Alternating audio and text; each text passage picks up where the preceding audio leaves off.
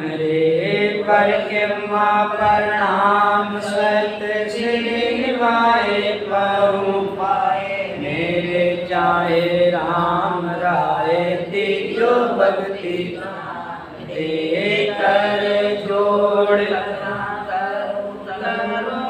निधान आगे लागे मीठो राम नाम मुख मेर रे सर्वना सुनु तो राम रस न सुनु तो राम वाणी मैं कहूँ तो राम संतो राग खान रे नाम की प्रतीक जो नाम को प्रकाश की जो नाम की प्रतीक सुख सारण साची दिन बोलो अनंत श्री दरियाव जी महाराज ने दिन हो परम दयाल सतगुरु सुखराम जी महाराज ने अनंत श्री रघुदास जी महाराज ने अनंत श्री सुखशरण जी महाराज ने राम सवासु राम जी राम राम हरो।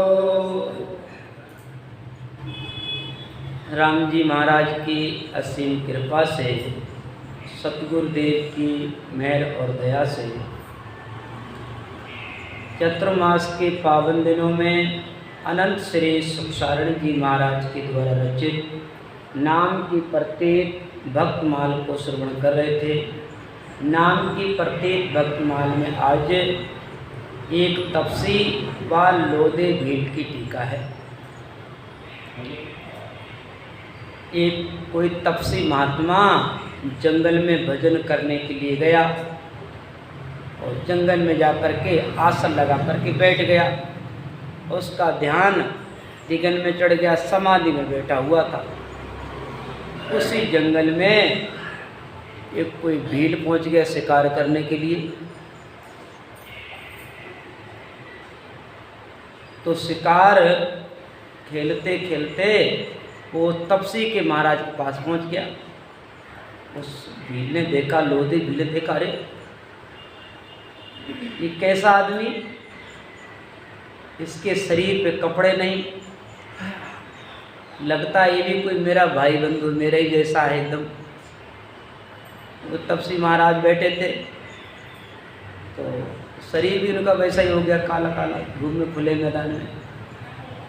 उस लोधे भील ने देखा कि ये भाई मेरी तरह है और उनके पास जाकर के तो लोधे भील ने महाराज के दोनों एक बाहों को, कंधों को पकड़ा, हिलाया, जोर से हिलाया, हिलाकर कहा,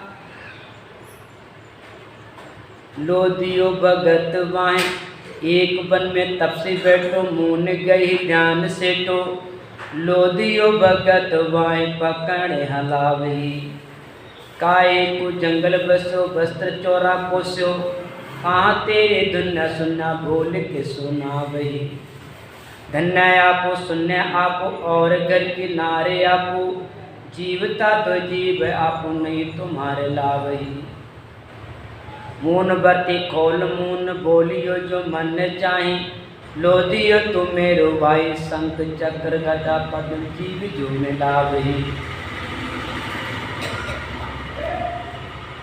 वन पाड़ सोदी शिव ऐसे कैसे मिले पे, जीव घात करने लागो मांगो भागो प्रभु आवही, मुंडो कैसे आयो कर बांध के चलायो, चाल चाल बेगु चाल खोल भी तो जावही, तापी के आसन आया, तापी के आसन आया, दो दर्शन पाया, सो कुषण ये सो साथ साचा जाहि घर पावही, लोधियो भगत बाँ पकड़ा लागी। उस लोधी भील ने उन महात्मा के बाहों को पकड़कर जोर से लाया। तो कहने लगा, काहे को जंगल बसा, अरे भैया तू जंगल में क्यों आया है, क्या तेरे वस्त्रों को चोरों ने पोस लिया, कहाँ ते धन्य सुन्ना, अरे भैया तेरे बाली बच्चा कहाँ है, बोल के सुना भी, और धन्य आपो शून्य आपो, अगर तेरा कोई बाली बच्चा गम गया हो तो ढूंढ के ला दूँ, और तेरे घर वाले से कोई लड़ाई झगड़ा हो गया तो समझौता करा दूँ। तो बोल के तो सुना।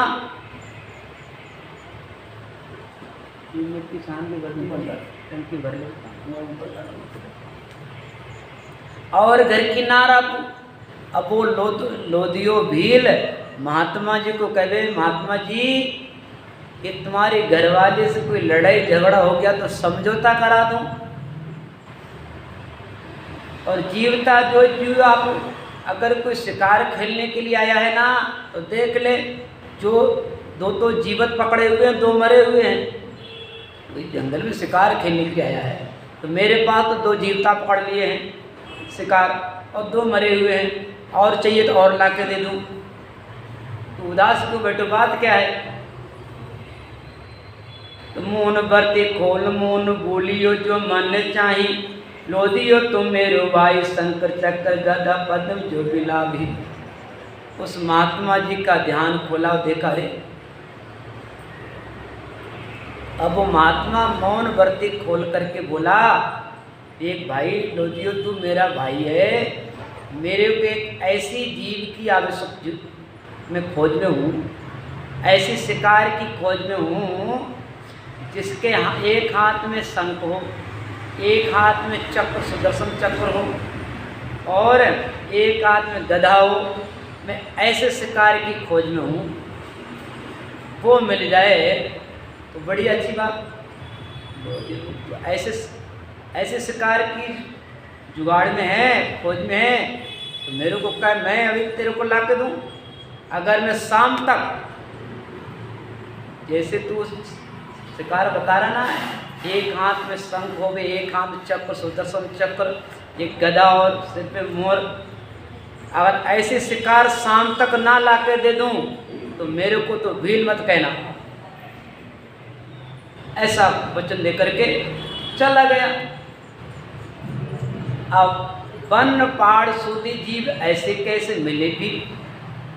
अब वो लोदियो भील कभी जंगलों में जावे उसको ढूंढने के लिए, ऐसा शिकार कहाँ मिले? इसके हाथ में शंख हो, सुदर्शन चक्र हो, वनों में जावे, पहाड़ों में जावे, और सब जगह शोधे, ऐसे कैसे मिले भी?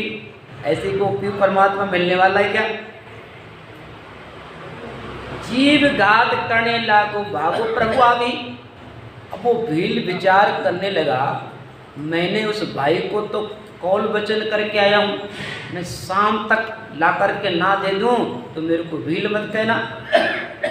अब उसने कहा, बताओ ऐसे कौल से तो मरना ही ठीक है, मरना ही ठीक है।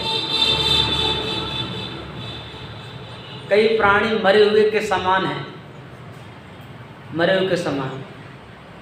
काम कौल वचन, एक तो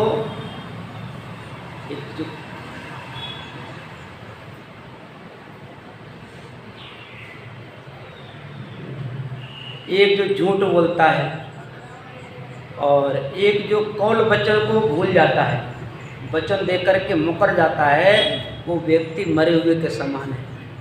और एक व्यक्ति मरा हुआ कौन है? जीवत सब सम जानो प्राणी, जिण हृदय भक्ति नहीं आनी, और जीवत सब सम जानो प्राणी। जिसका कौल बोल साचा नहीं है, जिसके जीवन में भक्ति नहीं है, जिसके कलंक लग गया है, जिसको लोग उंगली उठाने लगे, वो समझो मरे हुए के समान है।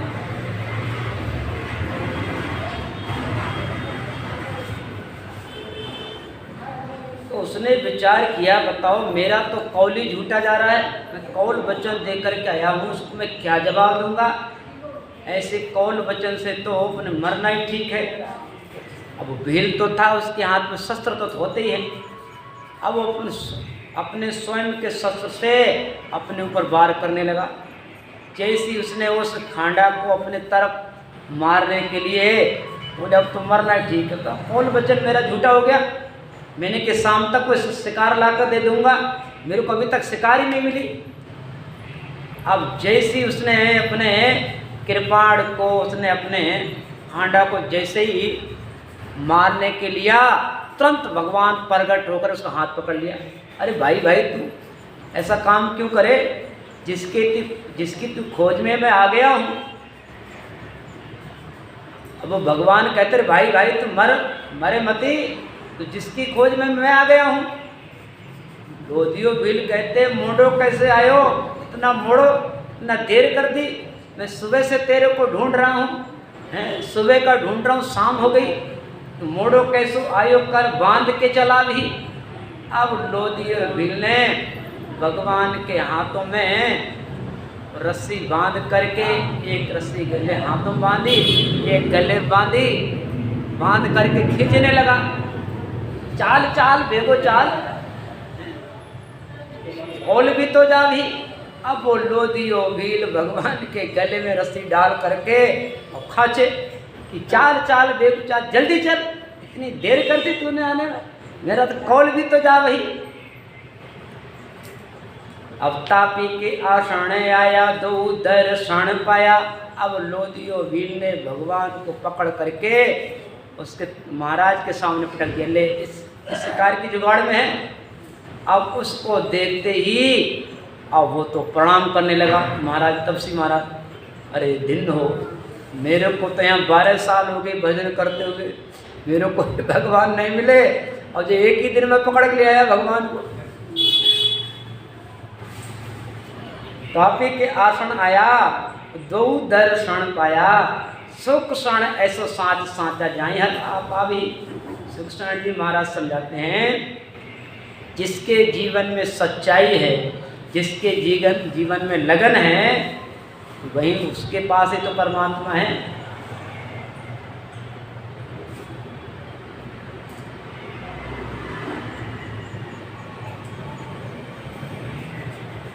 सुख क्षण ऐसे साँच साँचा जाई बरपा भी। अब ये टीका पूरी हुई। लोदी भील तब से आगे है। सवैयम नोर नाम की प्रतीत तीन जुगन को प्यासो पंछी, नेरो न पीवे नारद कयो हरियाण रे। बोल पंछी राम हरि भरी चोंच तीन बेर, लबल्या खंडत पर भगत में हाण रे। नाम प्रतीत गरुण गीत जो भूषंडी काग, भागीरथ नाम नहीं कोटे को कारण रे। नाम के प्रतीत पशु पंखी नर बांदर रीछ, नाम लेत पौता पार होती दिया ढूंढ रे। नाम की प्रतीत तीन जुगन को प्यासो पंछी, नीर होना पीवे नारद कयो हर आण रे।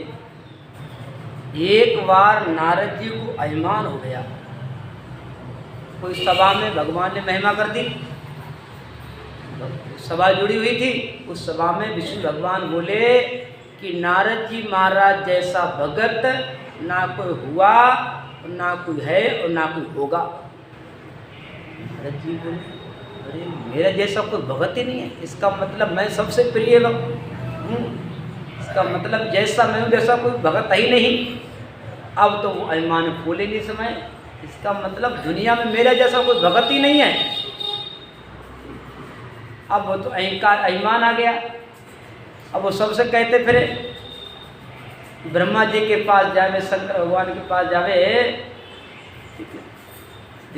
ब्रह्मा जी के पास कहे प्रभु आज जैसे मैं भगवान का प्यारा भगत हूँ ऐसा कोई भगत नहीं है। ब्रह्मा जी बोले नारद जी तुमको अभिमान हो गया, ऐसी बात नहीं बोलना चाहिए। शंकर भगवान के पास गए, मैंने काम क्रोध लोभ सबको जीत लिया है। शंकर भगवान बोले नारद जी ये बात तुमने मेरे पास कैसे कही मेरे सामने, लेकिन प्रभु को मत कह देना। बोले क्यों नहीं, इसमें क्या है, मैं प्यारा भगत हूँ, भगवान का सबसे प्रिय हूँ। अब वो नारद जी विष्णु भगवान के पास पहुँच गए और सीना तान करके बैठ गए। भगवान अंतर्यामी, भगवान ने समझ लिया कि नारद जी को अभिमान हो गया है।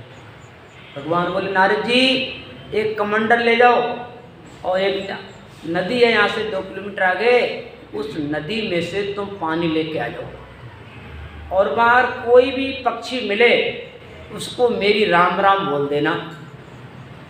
अब नारद जी कमंडल लेकर के नदी पे जाते हैं। नदी पे जाते ही नारद जी ने देखा कि एक पक्षी बैठा था नदी के उस पार। नदी के इस पार नारद जी और उस किनारे पर पक्षी। तो नारद जी की याद आ गई कि प्रभु ने कहा कोई पक्षी मिले उसको राम राम बोल देना। नारद जी बोले सुआ राम राम। जैसे नारद जी बोले सुआ राम राम, उस सुए ने तोते ने पानी में चोंच मारी। चोंच मारते ही जो नदी का पानी था उनके पेट में जाने लगा। नदी का पानी जाते हुए देखा, नारद देखा कि आधा पानी खाली हो गया नदी का। अब जब आधा पानी खाली हो गया नदी का तो सुआ भी तोता भी किनारे से आ गया और नारद जी पास में पहुंच गए। राम नारद जी ने फिर कहा सुआ राम राम। अब फिर उस तोते ने चोंच मारी पानी में, फिर नदी का पानी फिर उसके मुंह में जाते देखा। अरे देखा, अरे पूरा नदी खाली कर देगा, पूरी नदी ही खाली हो जाएगी।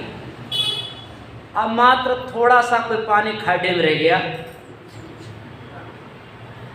नारद जी ने देखा अगर मैंने एक बार और राम राम बोल दी तो ये भगवान प्यासे रह जाएंगे। नारद जी तुरंत अपना वो खाड्डे में से कमंडल में पानी लिया और भगवान के पास गए। प्रभु लो पानी अरो। विष्णु भगवान बोले नारद जी आपको कोई मिला वहाँ? नारद कहते प्रभु एक तोता किनारे से बैठा था, मैंने उसको राम राम बोला तो एक ही चोंच में नदी का आधा पानी पी गया। अब जब दूसरी बार मैंने राम राम बोला तो पूरा नदी का पानी पी गया, मात्र खाड़े में पानी रह गया। अगर एक बार और बोल देता ना तो आप प्यासे रह जाते। भगवान कहते हैं नारद जी ठीक है, वो 3 जगहों से प्यासा था वो तोता, वो मेरे भजन में लगा हुआ है। वो इसकी ऐसी लिव लग गई है उसको तो भूख प्यास सब छोड़े बैठा है, इसलिए वो प्यासा है, लिव लगी लेकिन पानी नहीं पीता। पानी पे तो लिवलिया खंडित हो जावे, ध्यान टूट जावे। इसलिए नारद जी तुमको अभिमान हो गया है कि जैसा मैं भगवत का स्वरूप है ही नहीं, जितना मैं कीर्तन करता हूँ जितना मैं ध्यान करता हूँ कोई नहीं करता है। और तुम्हारे जैसे दुनिया में कितने एक से बढ़कर भगत हैं। देखो तोता को देखा, वो 3 जगहों से प्यासा था, उन्होंने 3 जगहों से पानी ही नहीं पिया और मेरे ध्यान में भजन में बैठा रहा। वो तुमने राम राम बोली तो उसने पहली चोंच मारी, एक जुग की प्यास बुझाई, ठीक है, और दूसरी बार तुमने राम राम की आवाज़ लगाई तो 2 जुगन की प्यास बुझाई, ठीक है, तो भी 1 जुगन का प्यास ही रह गया। तो लबल्ला खंडत परे भगत में हाण रे। तो ऐसे ऐसे भगवान के भगत हुए हैं। कभी भी भक्ति का अभिमान नहीं करना चाहिए कि हम इतना भजन करते हैं, इतना भजन हो गया कि हमारा भजन यहाँ पहुँच गया कि वहाँ पहुँच गया कि ठेठ पहुँच गया। ये चीज़ गुप्त रखनी चाहिए, किसी को गीत नहीं गाना चाहिए। और ये भी नहीं कहना चाहिए कि मैं 5 मिनट में या 3 घंटे में पहुँचा देता हूँ, बैठो भी पहुँचाता हूँ। ये भी अहंकार अभिमान की बात हो गई। जहाँ अहंकार है जहाँ अभिमान है। हाँ, अगर सतगुरु की दया महर हो जाती है तो 5 मिनट भी नहीं लगते हैं दया होने में, महर होने में। लेकिन उस सतगुरु की दया को, महर को पाने के लिए तैयारी करनी होती है।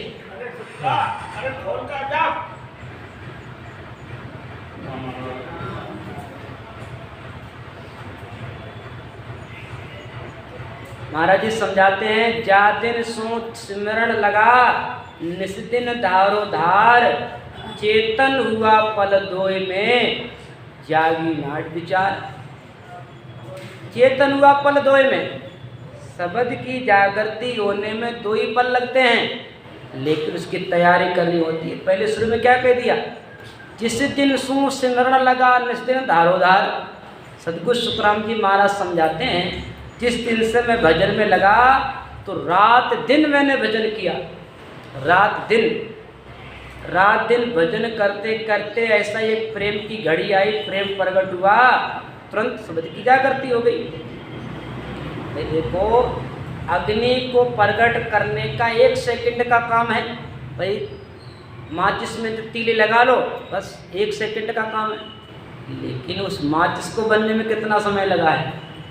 माचिस को तैयार होने में जंगल में से लकड़ी लाए, उसकी तीली बनाई, उनमें मसाला लगाया, फिर खोखला तैयार किया, डिब्बा तैयार किया, उसके अंदर पैक किया, और कहाँ से कहाँ तक हमारे पास आया।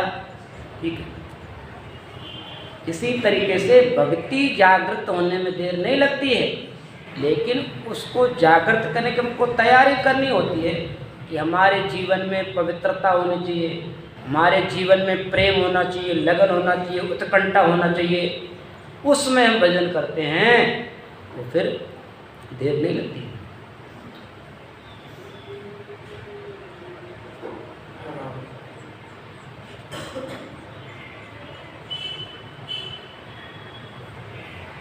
अब आगे की टीका है।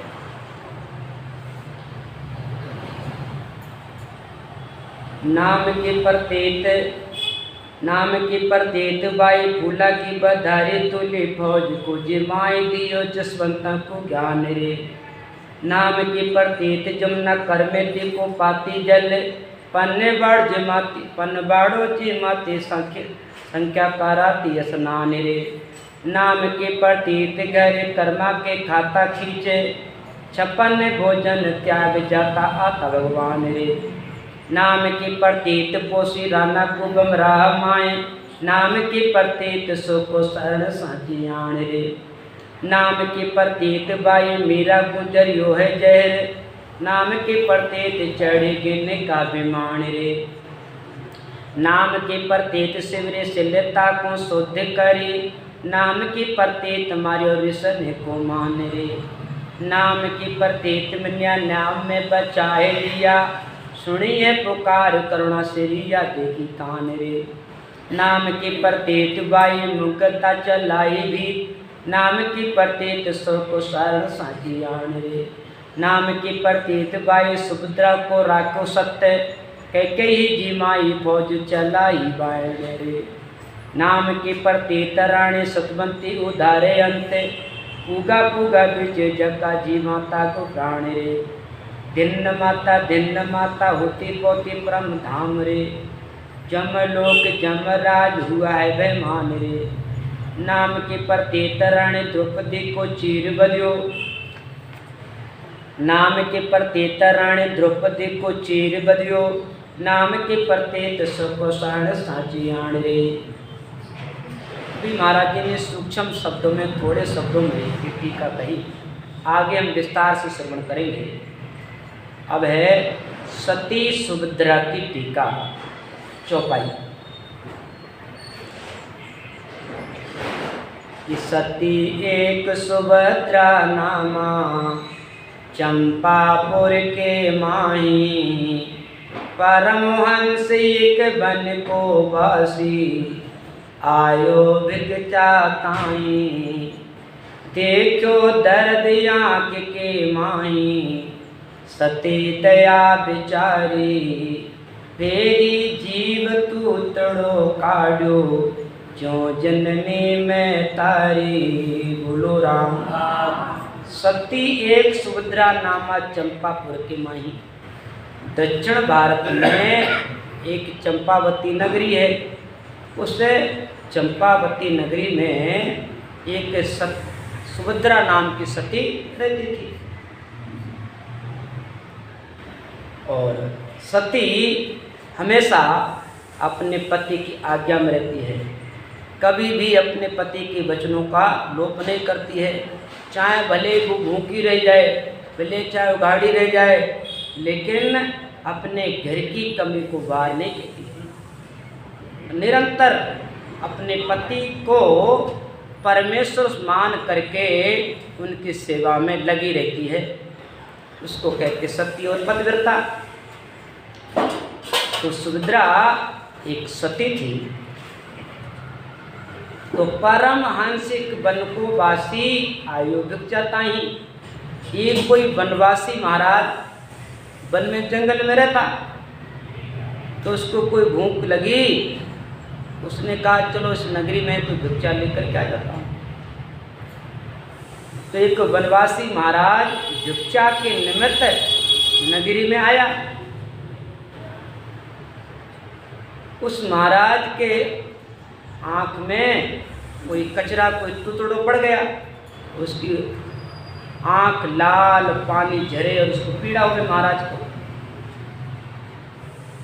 उस सती ने, जैसे वो महाराज दरवाजे पर भिक्षा के निमित्त आया, उस सती ने देखा, अरे देखो ये वनवासी महाराज है, इनकी आँख लाल है, पानी झरे और सूज गई है। तो देखा दर्द आँख के माही, सती दया बिचारी, फिर जीव तू तड़ो काढ़ो जो जननी में तारी। अब सती ने महाराज को देखा, उनकी आंखों को देखा, उसके अंदर दया गई, अरे राम राम, ये महाराज कितने कष्ट पा रहे हैं, इनकी आंख सूज गई, लाल हो गई, पानी झरे, और मैंने कैसे काटूं।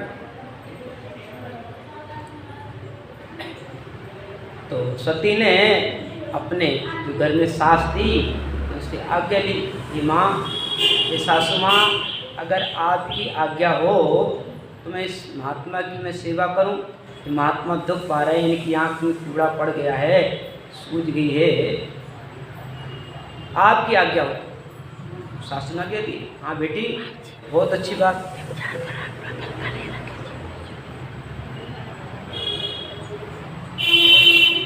उस सुभद्रा सती ने क्या किया, उस महात्मा के आँख में कचरा अपनी जीभ फेर करके निकाला। उसमें वो जीभ घुमाते समय जो सती की रोली लगी हुई थी, बिंदकी लगी हुई थी, वो धोखे से महात्मा के लग गई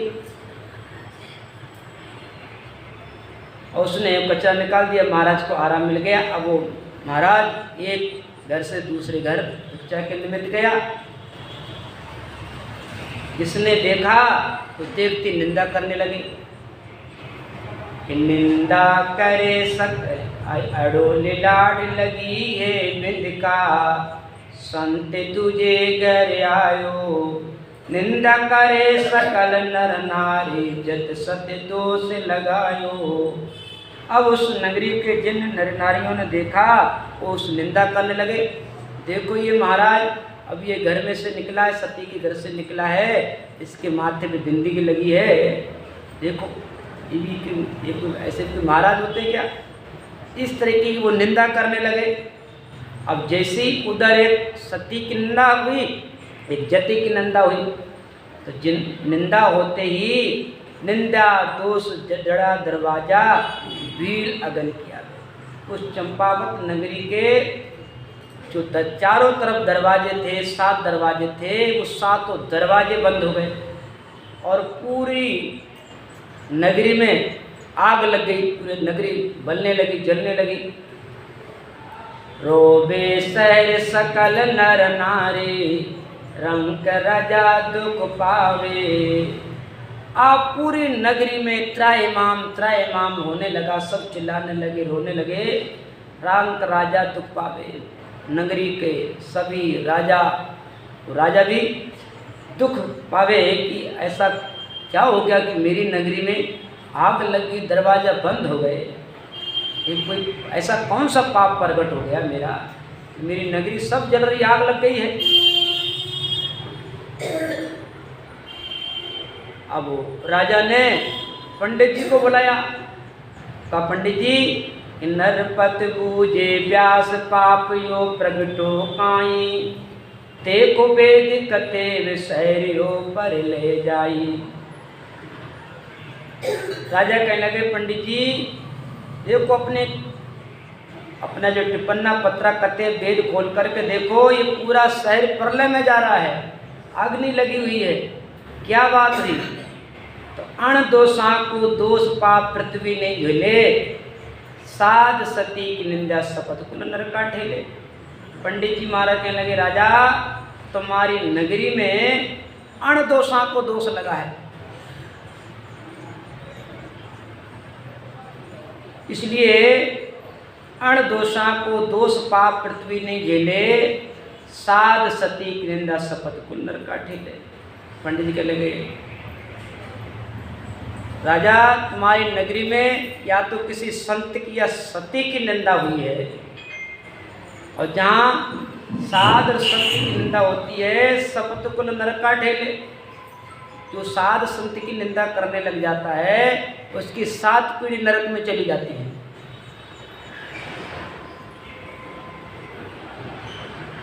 अब राजा कहने लगे कि पंडित जी हमारा कोई उपाय बताओ, इस नगरी को बचाया जाए। भाई जो पाप हुआ सो हुआ है, लेकिन अब कोई उपाय तो बताओ।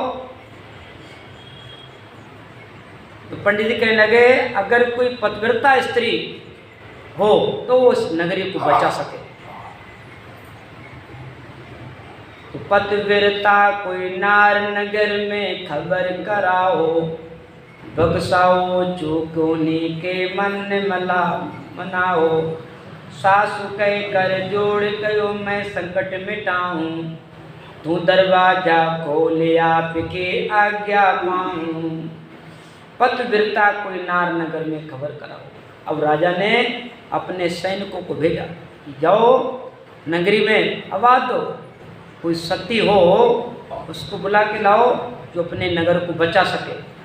अब वो सैनिक चारों तरफ जाते हैं, कोई सती हो कोई सती हो, तो राजा साहब ने बुलाया है और इस नगरी को बचा लेवे। नगरी जल रही है, बल रही है।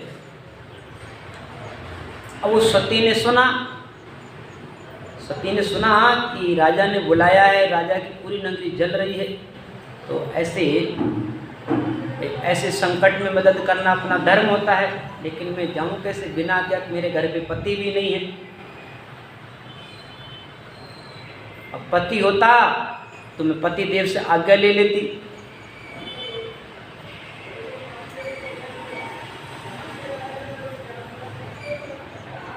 और बाबू जी बताते भी हैं ना तब कभी सती होती पतिव्रता होती हैं कि घर में कोई काम करना है तो सबसे पहले पति की आज्ञा लेकर के करो।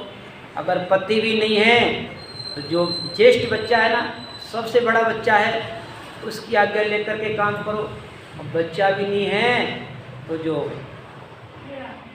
सासू माँ है, पति की माँ, उसकी आज्ञा लेकर के काम करना चाहिए। उस सती सुभद्रा ने अपने सास से हाथ जोड़ करके प्रार्थना करी कि सासु सु कर जोड़ कयो मैं संकट मिटाऊं, तू दरवाजा खोले आपकी आज्ञा पाऊं। अब वो सती सुभद्रा हाथ जोड़ करके प्रार्थना करती है, सासू माँ अगर आपकी आज्ञा हुए तो मुझे नगरी में संकट आ गया है उसको मिटा दूं, तो ये दरवाज़ा बंद हो गए हैं इनको खोल दूं, लेकिन आप आज्ञा दो। तो सासू भी समझदार थी, बेटी बहुत अच्छी बात है, अपने कितने जीवों की जान बचेगी, बढ़िया तू जा। तो सास की आज्ञा मिलने पर अब वो सती सुभद्रा जाती है राजा के पास। काचे धागे मेरे को पसों भर कर लाए, छिड़क्या जल सू जाए सते को चढ़े बढ़ाए। काचे धागे मेरे क्यों सू भर कर लाए। वो सती ने क्या किया, ये कोई लोटा था पानी भरने वाला बर्तन, उस लोटे में काचा धागा बांधा, काचे धागे बांध करके बेरा में कुएं में से पानी निकालती है। पानी लेकर के उस पानी को हाथ में लेकर के राम जी का नाम लेकर के प्रार्थना करती। अगर मैं सच्ची सती हूँ, मैं अगर सच्ची पतिव्रता हूँ, सच्ची सती हूँ, ये दरवाज़ा खुल जाना चाहिए। पानी का छींटा मारे, दरवाज़ा एकदम फड़ाक से खुल गया। छिड़क्या जल सू जाए सतु को चढ़ी बढ़ाई।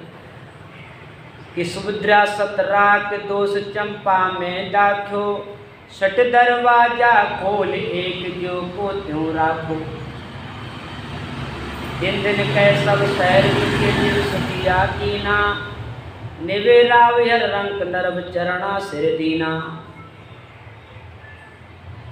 उस सती ने अपने सत्य से चंपावत नगरी के 6 दरवाजों को खोल दिया।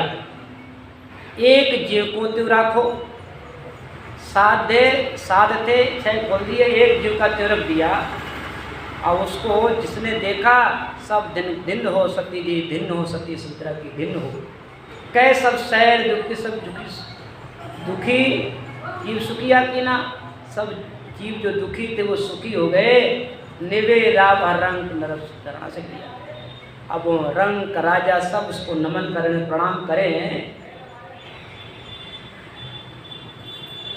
एक दरवाजा और सतीसु राजा बोले, वो राजा कहे सती जी एक दरवाजा और रह गया, इसको भी खोलो। तो सती कहने लगी देखो पतिव्रता सब देश, एक कोई और एक खोले। आपके नगरी में, आपके देश में घनी पतिव्रता है, वो दूसरी भी खोल देगी।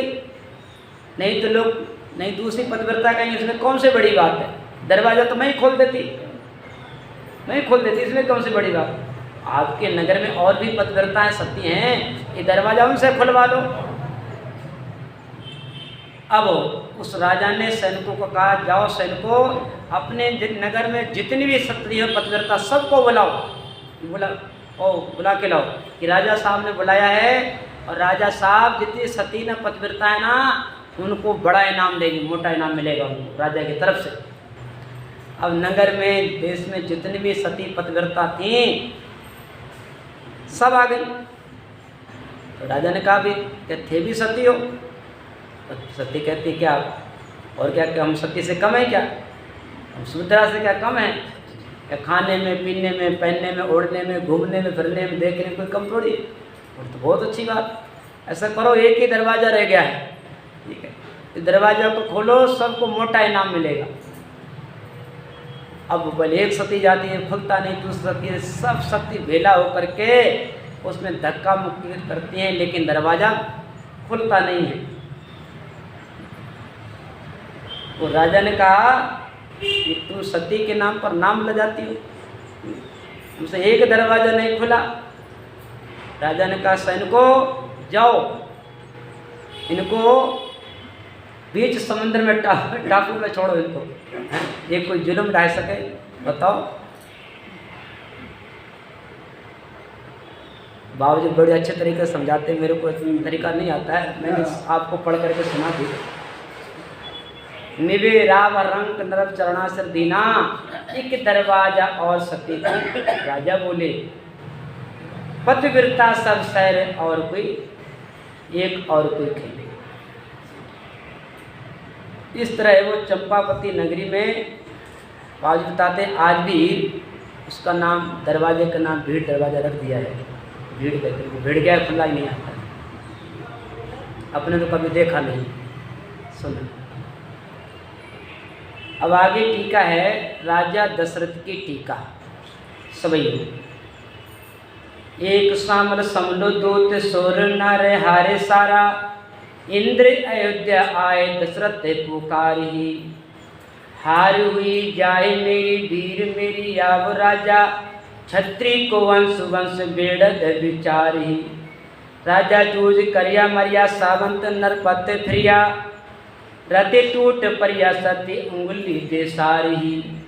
राजा सोच कारे काए जननी नो जायो मोने, लोक पर लोक मरो हुए ते शिकारी। एक सामल समलो दूत सुर नर हारे सारा।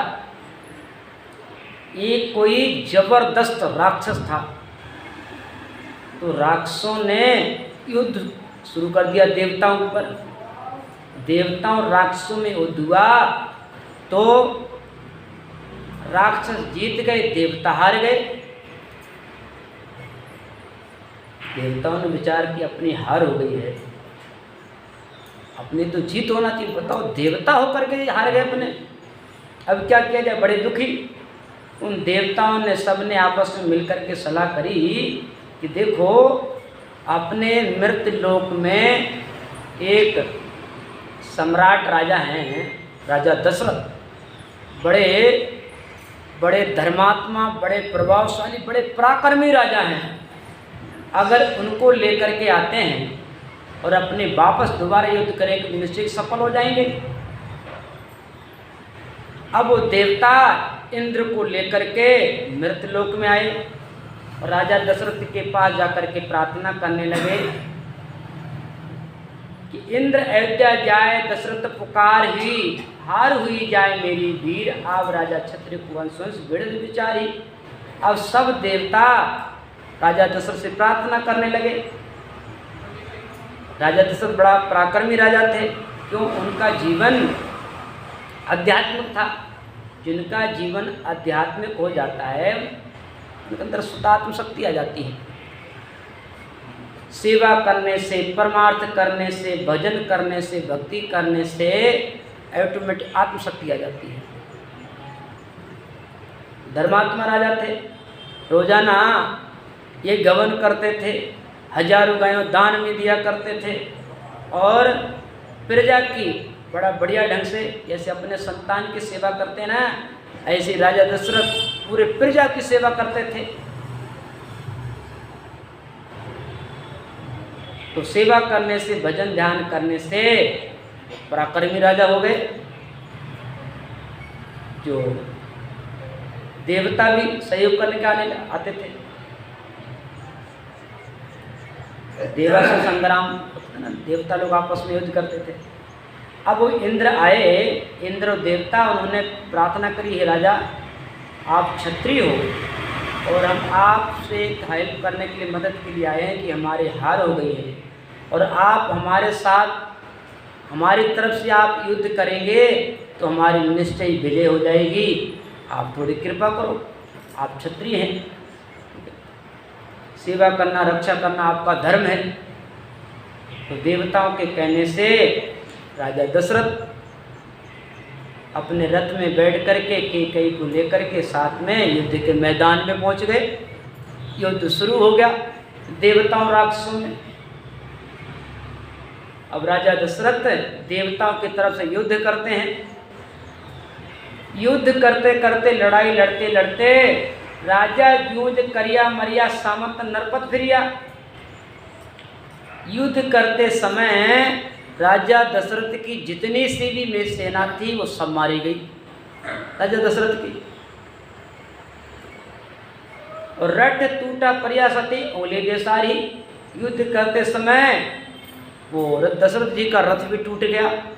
रथ टूट गया, पहिया निकलने वाला था।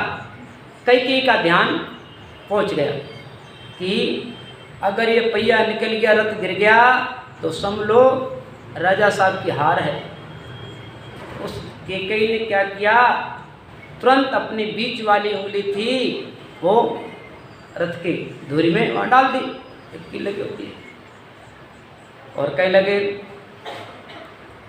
कि आप सूरवीरता से युद्ध करो। कैकेयी कहती है आप चिंता मत करो, आप तो युद्ध करिए। टूट परिया सती उंगलीधारी, राजा सोच कार्य काय, जननी नो जायो मोने, लोक पर लोक मर हुए ते शिकारी। राजा को चिंता होने लगी, मेरी सब सेना मर गई और रथ भी टूट गया है, नीचे पड़ने वाला है।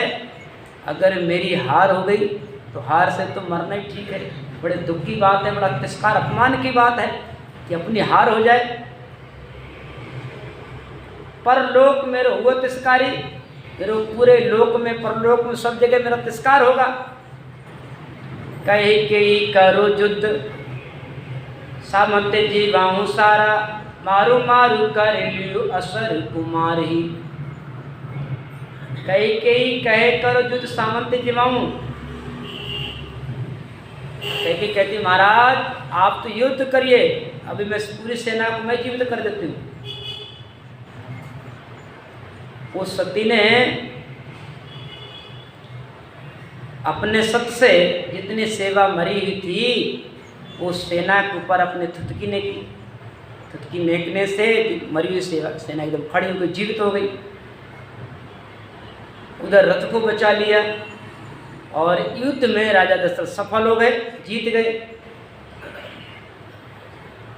कैकेयी करो जो सामंत जीवाऊं सारा, मारू मारू कर लियो असर कुमारी। राजा कहे रानी बर मांग दो देऊं तोई, सामंत जीवाया टूटी बाय ने बुबावही। अब राजा बड़े खुश अपनी रानी से। राजा कहने लगे, रानी जी, मैं आपकी वीरता से, आपके सहयोग से बड़ा खुश हूँ कि आपकी वजह से मेरी जीत हुई है। तो मैं आपको कुछ देना चाहता हूँ। आपकी कोई इच्छा हो, कोई वर मांगने की, कोई वस्तु, कोई चीज़ मांगने की, कोई खाने पीने की कोई चीज़ मांगना है तो मांग लो, कोई देने को तैयार हूँ। जो आपने दो काम तो किए हैं, सामंत जीवाया, एक तो आपने सेना को जीवित कर दिया, और दूसरा काम आपने जो रथ गिरने वाला था, पहिए निकलने वाला था, आपने रथ को बचा लिया। इसलिए मैं आपको कुछ वरदान देना चाहता हूँ, ले लीजिए, मांगिए। तो कई कोई हाथ जोड़ ली कि महाराज अभी तो मेरे को कोई आवश्यकता नहीं है, समय आने पर कोई ऐसा समय आएगा तो भले मेरे को दे देना। उन्हें दिन मांगे बर भरत को राजपाट, राम लक्ष्मण दोनों बनने को सिधारी। एक समय ऐसा आया कि राजा दशरथ के अपने कांच में देखते समय कोई सिर के बाल सफ़ेद होने लगे। उनका, अरे मेरी तो वृद्धावस्था आ गई, अब मेरे को तो भक्ति भजन करना चाहिए, अब तो मेरे को संन्यास ले लेना चाहिए। अब कोई जरूर थोड़ी कि जिंदगी भर राजपाट चलाते रहो।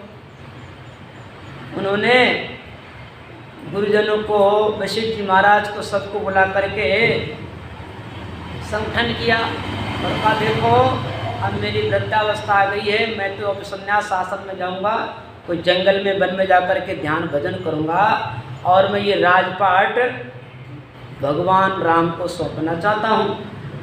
कोई लगन, कोई मुहूर्त देखो। तो ऋषियों मुनियों ने, वशिष्ठ जी महाराज ने कोई लगन मुहूर्त को देखा। बोले ठीक है, ऐसा है, कल का दिन ठीक है, कल सुबह ही इतने समय पर भगवान राम का राज तिलक कर दिया जाए। सहमति हो गई कल के लिए, राज तिलक होने के लिए। उधर उस मंत्रा ने कैकेयी को उसकी बुद्धि पर बैठ करके, सरस्वती मंत्रा ने ऐसा पाठ पढ़ाया, उल्टी पाठी पढ़ाई। कैकेयी कहने लगी, देखो कैकेयी, ये एक कौशल्या रानी का अगर बेटा राजा बन गया तो समझो तुम्हारे बेटे की कोई वैल्यू नहीं होगी, और ये फिर नौकरी करनी पड़ेगी नीचे। उन्होंने तरह तरह की उल्टी पाठी पढ़ाई। उल्टी पाठी पढ़ा करके उस कैकेयी की मति को फेर दिया। कैकेयी सती थी, जितना अपने बेटे भरत को नहीं चाहती थी, उससे ज़्यादा भगवान को चाहती थी। लेकिन वो मंत्रा के कहने से उनकी बुद्धि फिर गई कि मंत्रा कह तो सही रही है।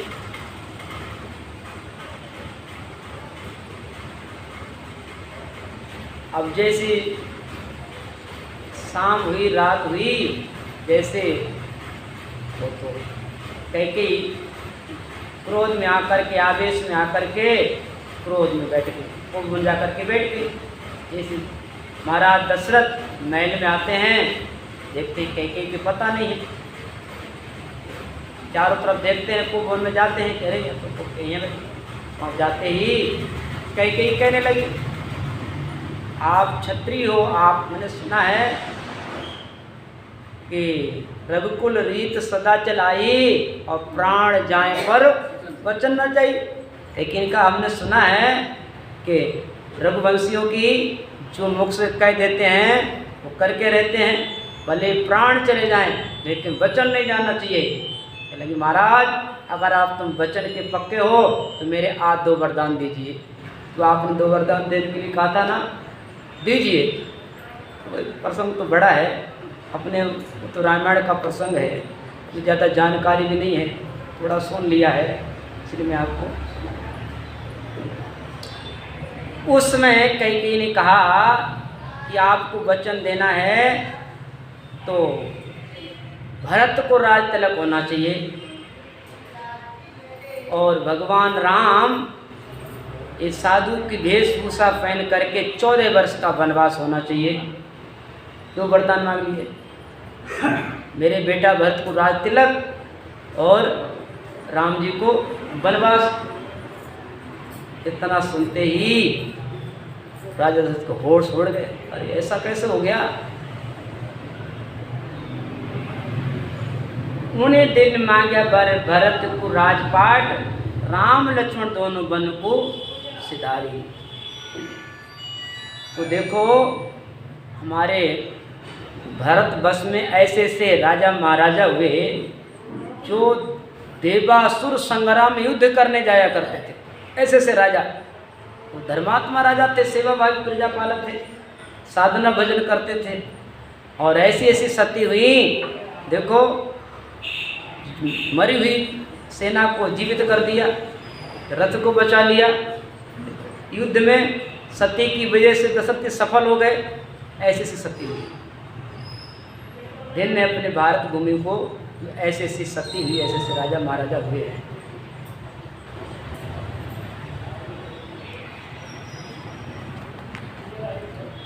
अब आगे की टीका है राजा जनक की रानी की टीका। एक राजा जनक और रानी। तो राजा जनक और रानी, एक जनक तो भगवान राम के ससुर थे राजा जनक, लेकिन ये जनक नहीं, ऐसे तो 72 जनक हो गए। एक जनक पद भी है, जो सेवा करता है, परमार्थ करता है और भक्ति भजन करता है, तो उसका नाम राजा जनक रख दिया जाता है। ये राजा जनक हो गए भजन करने वाले। कोई भी राजा आने वाले समय में अपने धर्म आचरण से प्रजा की सेवा करता, भक्ति करता, तो उसको राजा जनक कहते थे, पदवी दे दी जाती है। तो राजा जनक 72 हुआ, पदवी जनक नाम था जुआ। परम मुक्त का हुआ अधिकारी, ब्रह्म भगत हृदय में धारी। राजा जनक 72 हुआ। इन भरतखंड में कितने राजा हो गए, कितने जनक हो गए? 72 राजा जनक हो गए। जितने भी राजा हुए वो सब धर्मात्मा राजा थे, भक्ति करने वाले थे, इसलिए उनका नाम राजा जनक रख दिया जाता था। पदवी जनक नाम था जुआ। उन सभी के नाम तो अलग अलग थे, लेकिन पदवी कौन सी थी? राजा जनक की पदवी थी। तो परम मुक्त का हुआ अधिकारी, ब्रह्म भक्त हृदय में धारी। तो राजा जनक और जनक परम मुक्त के अधिकारी और मोक्ष के अधिकारी हुए। कैसे हुए? एक जनक रानी सतवंती, परम भगत पति की पतवंती।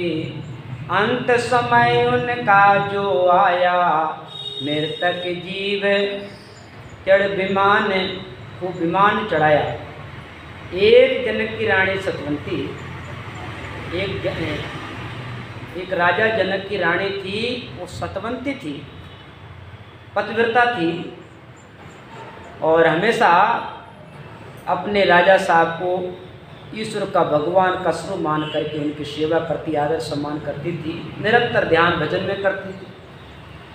जब उस रानी का, सतवंती रानी का अंतिम समय आया, तो भगवान के प्रेस्ता विमान लेकर के आ गए, विमान लेकर के उसको लेने के लिए। जैसे ही वैकुंठ लोक से विमान आया सती के लिए लेने के लिए,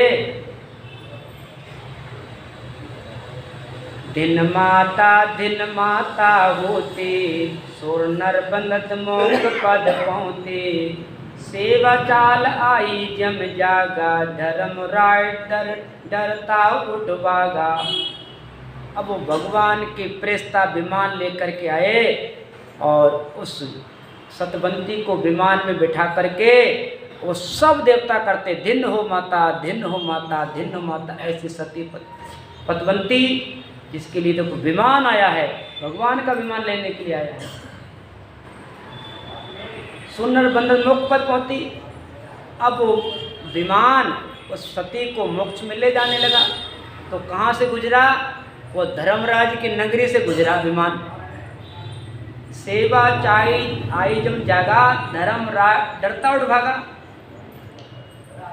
जैसी वो रानी का विमान धर्मराज की नगरी जमपुर से गुजरा, तो जैसी वो सतवंती रानी की विमान की छाया पड़ी, और वो धर्मराज जी था वो वहाँ से डर करके भागा।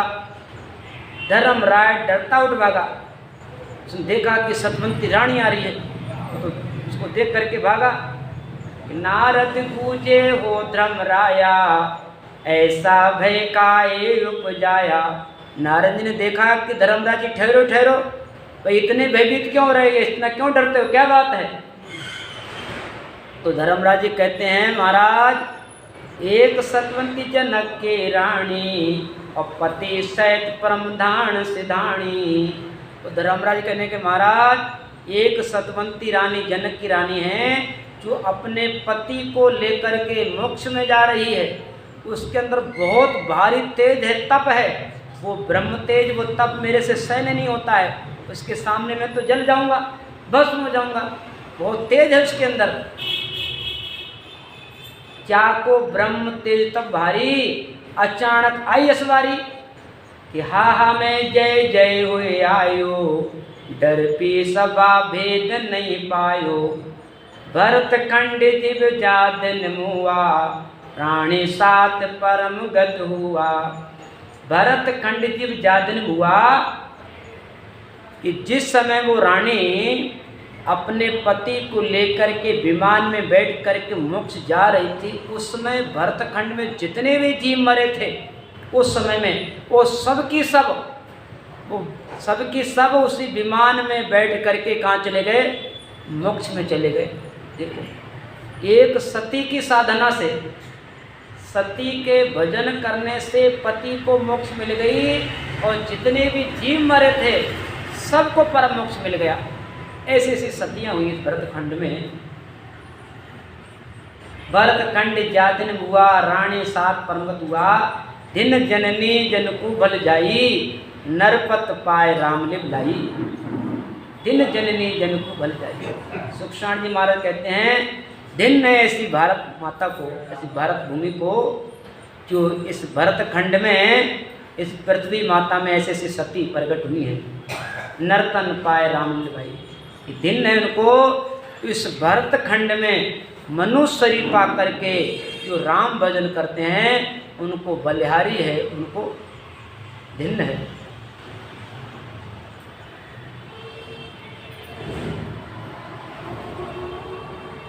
अभित श्री राजा दशरथ की टीका संपूर्ण हुई।